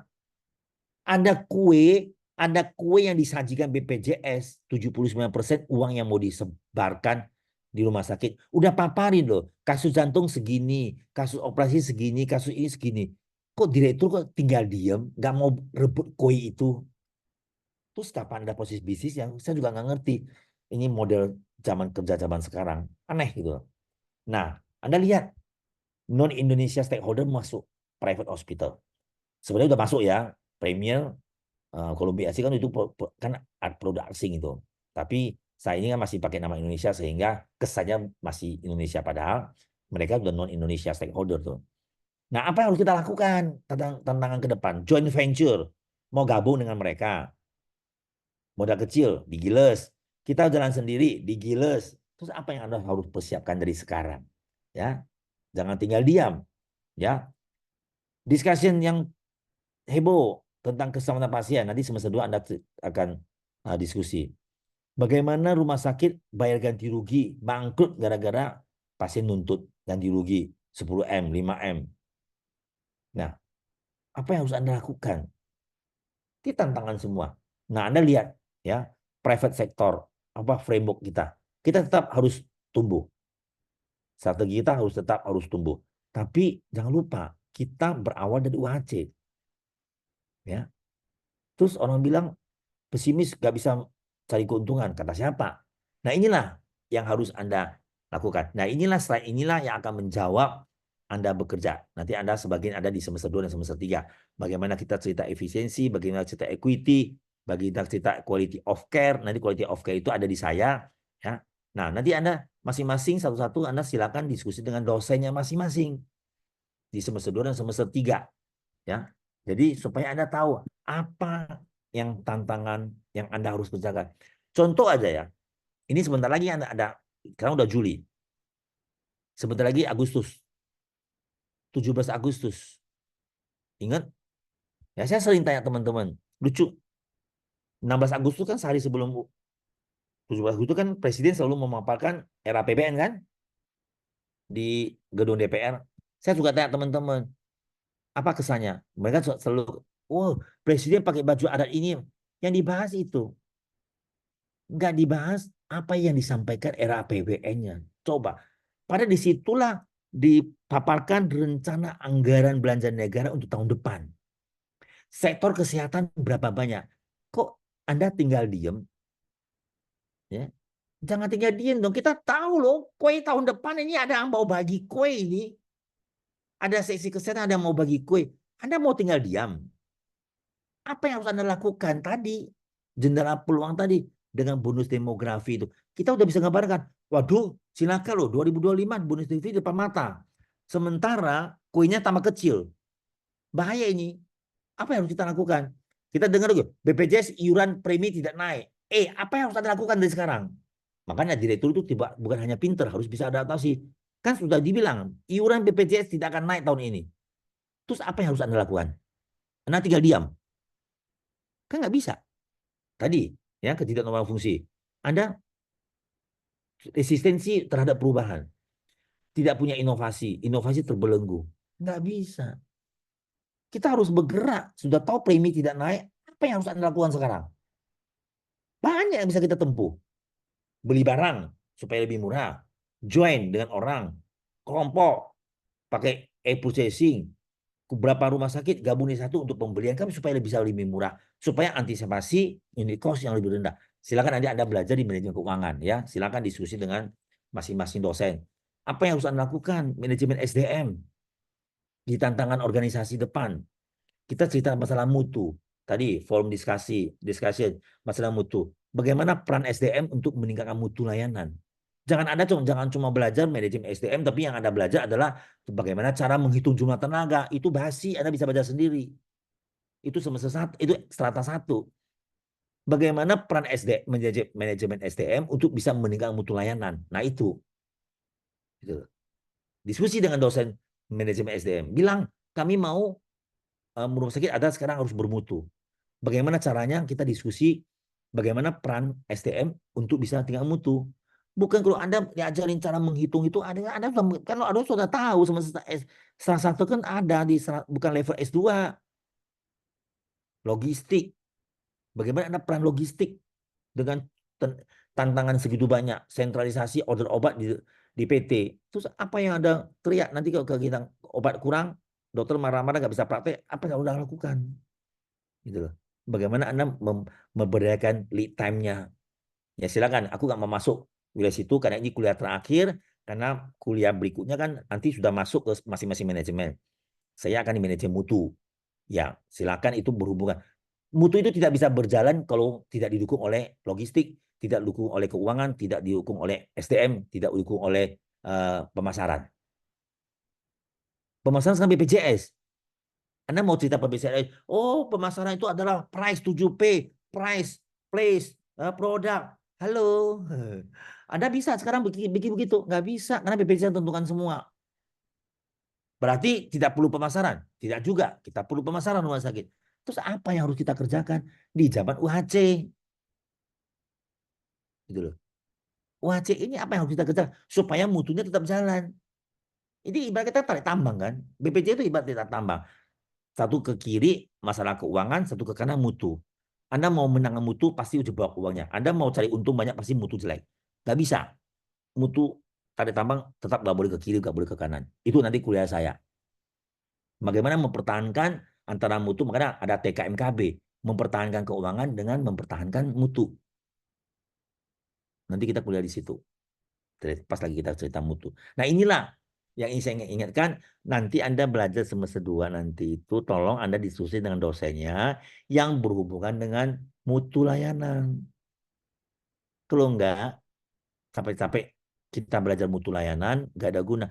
Mutu layanan itu adalah jantungnya rumah sakit, mutu adalah rohnya. Nanti ketemu saya di semester 2. Ya.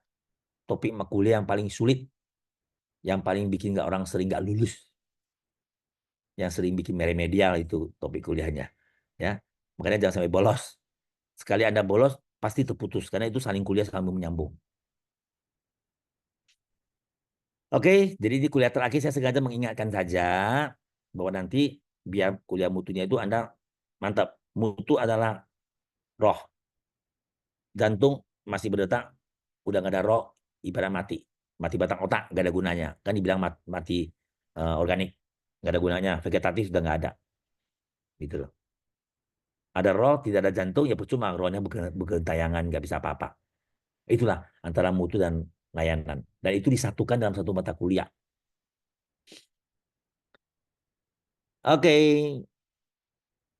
Ada yang mau bercerita sebelum kita selesai kuliah berikutnya ujian kan? Tolong ujiannya dijawab sesuai dengan yang diminta ya. Jangan mengharap soal, nggak ada soal contekan. Soal pasti selalu baru.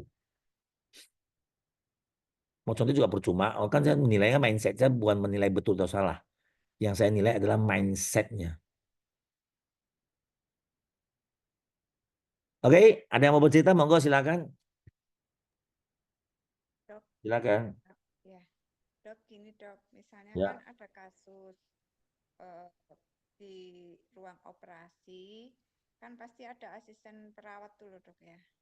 Hmm. Nah, biasanya kan dia mendapatkan selain gaji pokok ya, dia kan juga mendapatkan berapa persen dari operator gitu kan dok. Nah, terus sementara pasien kalau dari ruang operasi kan masuk ke bangsal ya dok ya. Nah, di situ kan dirawat berhari-hari. Sementara cara gajinya antara perawat di bangsal dengan di ruang OK kan beda ya dok. Kalau di bangsal kan mungkin gaji pokok plus jasa apa-apa. Nah, pada faktanya yang di ruang OK itu take home pay-nya akhirnya kan lebih besar dok, karena dia juga melayani nggak cuma satu operator, banyak gitu kan dok. Nah terus akhirnya kan ada gejolak dok. Nah itu solusi yang terbaik bagaimana itu? Nggak ada, nggak bisa gejolak. Itu memang kenyataan. Karena kerja itu kan berdasarkan kompetensi. Kompetensi kan pasti lebih tinggi. Makanya berlaku remunerasi. Kalau perawatan ruang rawat inap mau gejolak, ya nggak bisa dong. Kan kompetensinya berbeda. Di kamar operasi kan punya sertifikat khusus. Ya pasti beda. Cara kerja, beban kerja kan berbeda. Konsentrasi kerjanya mereka berbeda. Nggak bisa istirahat. Operasi kan konsentrasi tinggi. Terus risiko tinggi. Nggak bisa disamakan dengan perawatan. Jadi kalau mereka take home pay tinggi ya wajar. Dan mereka juga bukan dapat presentasi dari operator, tapi mereka dapat dari tindakan. Nah, di perawatan juga ada tindakan, tapi tindakan nggak banyak. Sama-sama punya tindakan. Makanya pakai remunerasi. Sekarang kembali ke direktur. Direkturnya jujur nggak pakai remunerasinya. Mau pakai teori apa? Remunerasi kan teorinya banyak sekali. Kan ada P1, P2, P3. Kan dihitung. Ya pasti, jangankan Anda, kalau dari si dokter yang senior aja bisa lebih tinggi daripada dokter yang junior. Padahal dia nggak kerja. Operasi suruh junior aja operasinya. Tapi dia penghasilan TOP lebih tinggi. Anda mau salahkan direktur BUMN itu gajinya 200 juta, ratusan juta. Nggak bisa. Anda nggak bisa protes. Kenapa? Karena memang perhitungan rumusnya dia mengelola aset pasti lebih tinggi. Anda dulu teriak BPJS bayar rumah sakit utang-utang, tapi sementara mereka pesta-pesta. Ya nggak bisa, karena mereka punya aset dalam undang-undang 5% dari premi itu adalah untuk biaya operasional. Ya untuk biaya klaim 95%, kalau klaimnya pasien banyak, ya jadi kurang. Tapi 5% kan mereka bisa hura-hura. Jadi nggak bisa kita mau apple to apple, nggak bisa. Jadi kalau ruang perawatan mau samakan dengan ruang tindakannya nggak bisa. Berbeda. Dia jangankan dengan ruang perawatan, dengan ruang ICU itu berbeda. Kan kompetensi, remunerasi, jenjang karier perawat PK1, PK2, PK3 kan berbeda remunerasinya. Makanya semakin banyak tinggi sertifikatnya, pasti akan TOP semakin tinggi. Jadi itu nggak bisa saling iri, nggak bisa, gitu loh. Ya, makanya kan ada perhitungan rumus remunerasi. Jadi itu tidak bisa kita applekan dibandingkan dengan ruangan ini, nggak bisa. Jangankan dia dengan yang dia antar ruangan aja beda. Ruangan bangsal kebidanan dengan bangsal neuro aja nggak bisa sama. Nggak bisa sama. Ya, jadi nanti silakan Anda diskusikan dengan manajemen SDM. Ya, nanti ada kuliah manajemen SDM semester 2. Jangan saya yang cerita, nanti kirain saya mengajar wilayah orang lain lagi. Tapi itu ada, ya. Nah, itulah kayak contoh-contoh gitu Anda diskusikan dosennya. Karena untuk berhubungan dengan rumah sakit. Jangan cerita SDM tapi secara umum. Mutu juga awalnya kuliah juga mutunya mutu umum. Kurikulumnya saya ubah. Seizin rektor, saya ubah RPS-nya untuk jadi mutu rumah sakit. Daftarlah ke Dikti. Jadi mata kuliahnya mutu rumah sakit. Kalau kita cerita mutu kan luas. Awalnya mutu secara umum. Padahal kita gelarnya MARS. Ngapain kita belajar mutu secara umum? Nah, nanti SDM juga begitu. Ya, di situ ada peran remunerasi. Silakan Anda belajar sama dosen STM ya, jangan dengan saya, nanti wilayah orang lain saya nggak boleh ikut campur. Terima kasih, Dok. Oke, nanti silakan nanti diskusi dengan dosen-dosen yang masing-masing punya pegang peranan. Ada lagi? Jadi Anda sudah siap ya untuk UAS ya, mudah-mudahan bisa lulus semua, jangan sampai ada yang ulang di semester 1 ya. Jangan heran loh, ada yang ulang biasanya. Terutama semester 2 itu paling banyak, sering sekali ulang. Semester 1 ada yang ulang. Di kelas sebelah ada yang ulang. Jadi dia udah naik semester 2, tapi giliran semester 1 organisasi dia ngulang lagi, ikut lagi. Karena E kan tidak boleh ulang. Absensi tidak memenuhi udah pasti E. Jawaban ujian beberapa mahasiswa yang terancam E. Karena apa? Karena UTS-nya nilainya cuma 20, 30. Bingung kan? UTS-nya nilai 30. Saya tidak peduli siapapun orangnya. Ya, mudah-mudahan bisa lulus semua. Jawab aja, jangan nyontek. Cerita apa yang diminta di soal. Soalnya udah kasih warna kok. Jawab berdasarkan warna itu. Gak usah ngalor ngidul, akhirnya ceritanya nggak karuan-karuan. Oke, ada yang bercerita Dita Tri Randiati nggak ada ya? Dita mana?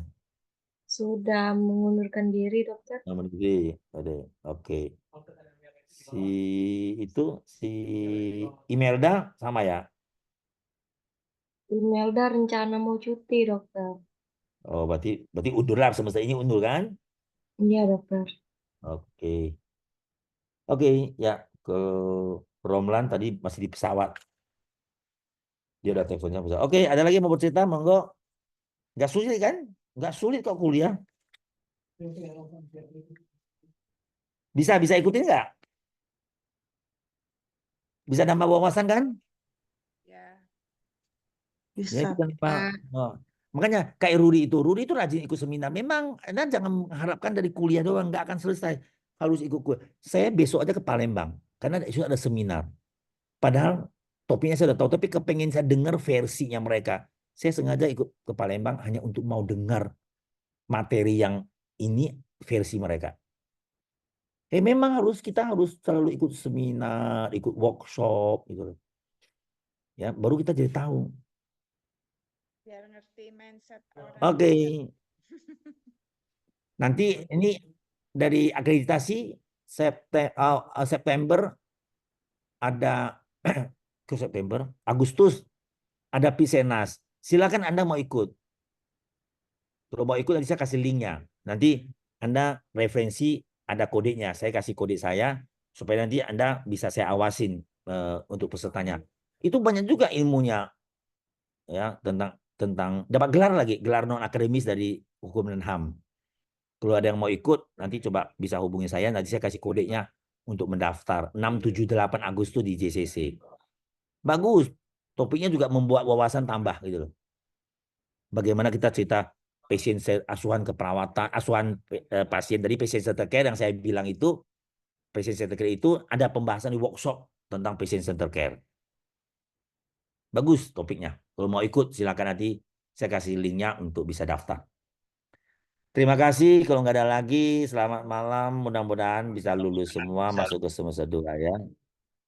Oke. Dok, selamat Ada yang bercerita? istirahat. Nggak ada lagi? Kalau nggak ada lagi, terima kasih ya. Mohon maaf hari ini kuliahnya mendadak, makanya saya nggak mau lama-lama. Takutnya Anda punya acara. Karena Sabtu kemarin saya masih di Australia, jadi saya belum bisa. Berbeda waktu, nggak mungkin saya ngajar dari sana. Ya, Berapa terima jam? kasih. Selamat malam. Terima kasih, dokter. 4 jam. Selamat malam, dok. Selamat malam, terima kasih Yuk. dokter. Terima kasih.